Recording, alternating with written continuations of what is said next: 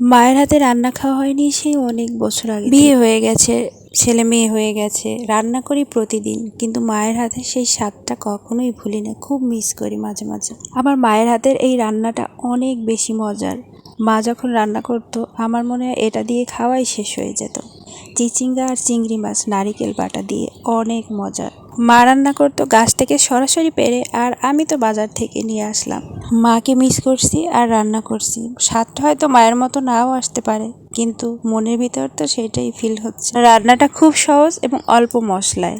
আপনি প্রথমে চিচিঙ্গাটা কেটে ধুয়ে পানি ঝরিয়ে নেবেন, তারপর কড়াইয়ে দিয়ে দেবেন তেল, পেঁয়াজ বাটাও দিতে পারেন, কুচিয়ে দিতে পারেন। তারপর যথারীতি লবণ, হলুদ, মরিচ যেটা পরিমাণ মতো এটা দিয়ে একটু কষিয়ে নিয়ে তার ভিতর দিয়ে দেবেন চিংড়ি মাছ। চিংড়ি মাছটা কষানো হয়ে গেলে তার ভিতরে নারিকেল বাটা দিয়ে আর একটু কষিয়ে দিয়ে তার ভিতরে চিচিঙ্গাগুলো ঢেলে দেবেন। আর গুঁড়ো মরিচটা একটু কম দিয়ে কাঁচামরিচটা একটু বেশি দিলে বেশি টেস্ট হয়, ফ্লেভারটা খুব ভালো আসে। আর তারপরে একটুখানি পানি দিয়ে তারপর ঢেকে দেবেন। ঢেকে ঢেকে সিদ্ধ হয়ে গেলে, যেহেতু এটা পানির সবজি তাই বেশি পানি দিতে হবে না, অল্প দিয়েই মাখা মাখা করে উঠে একবার হলেও বানিয়ে খেয়ে দেখবেন, অনেক মজার।